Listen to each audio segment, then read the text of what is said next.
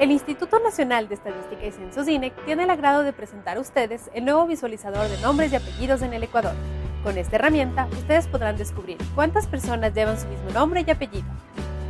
Para profundizar más en este tema, hemos invitado a Mauricio Alvarado, quien es un historiador y genealogista del Ecuador.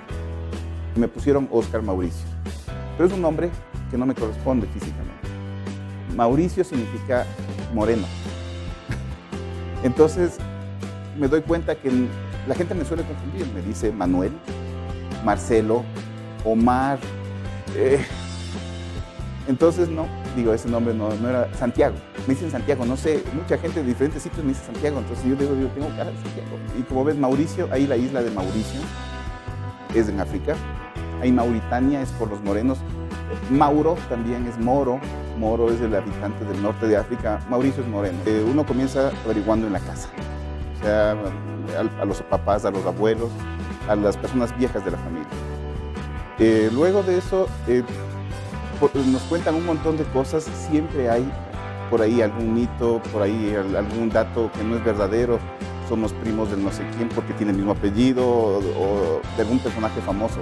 La cuestión principal es ir luego descartando, bien confirmando que es verdad y descartando los mitos. Uno va descartando, verificando en papeles, en documentos. Entonces, el siguiente paso es conseguirse las partidas de nacimiento para personas nacidas a partir de 1901 y las partidas de bautizo, de matrimonio, de defunción.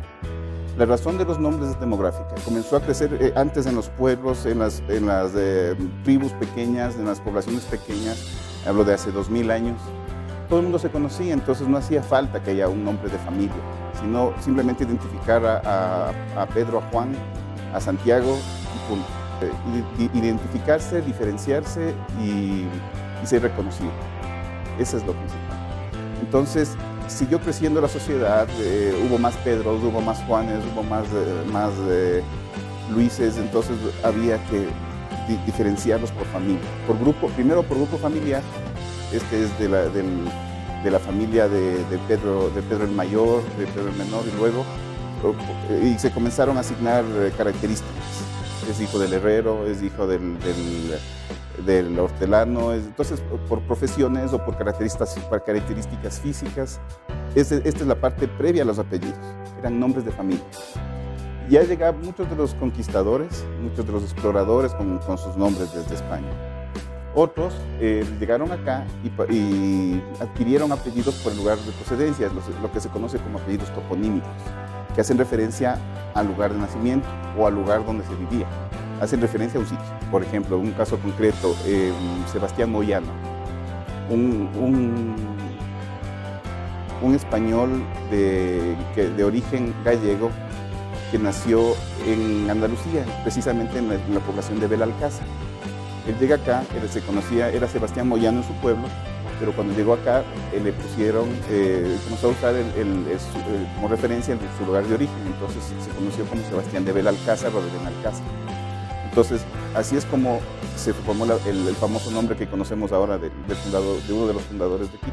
Entonces, tenemos el caso de una familia Maldonado, de unos Maldonado de Imbabura, que ellos, siendo completamente indígenas, tenían el apellido español, es porque les dio el nombre el español que estaba a cargo de ellos.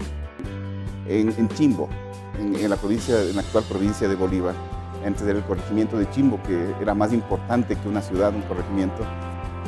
Uno encuentra que llega Manuel, indio de Pelileo, se bautiza Manuel, hijo de Manuel, indio de Pelileo, y de María, india del sitio, sin apellidos.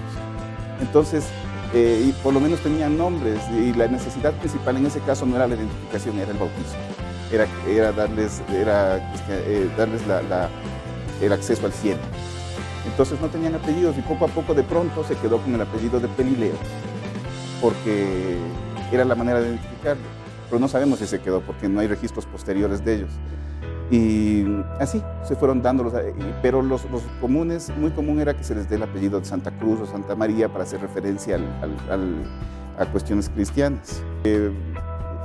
Se van tomando las referencias, en este caso, a personajes conocidos, y alguien los puso primero porque sabía de qué se trataba. Luego se volvió popular el nombre Los indígenas utilizaban el nombre los nombres que oían a los patrones, a los dueños de la hacienda, a la gente conocida, y no solo los indígenas.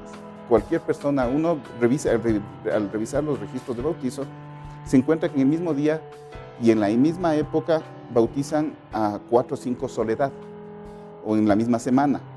Se puso de moda Soledad. Nombres de cosas que no son nombres. Y los convierten en nombres. Toman sustantivos comunes y los convierten en sustantivos propios, como diríamos.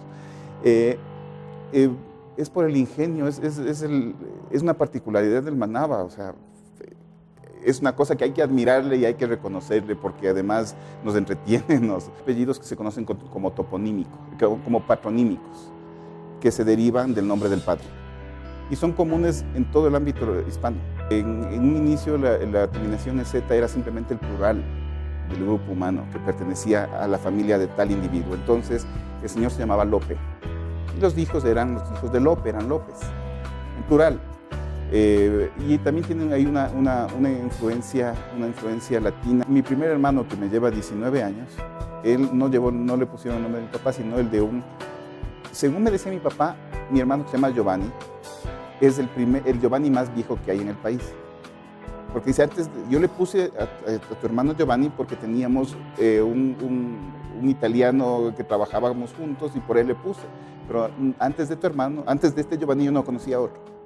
Entonces dice, yo creo que es el Giovanni más viejo porque no había antes de él. También habría que verificar y tal vez podamos hacerlo con la nueva sistematización de los registros. Es una de las arbitrariedades de las sociedades que desde pequeños tenemos que irnos definiendo, nos definen nuestros padres y ya, aquí estoy, Mauricio.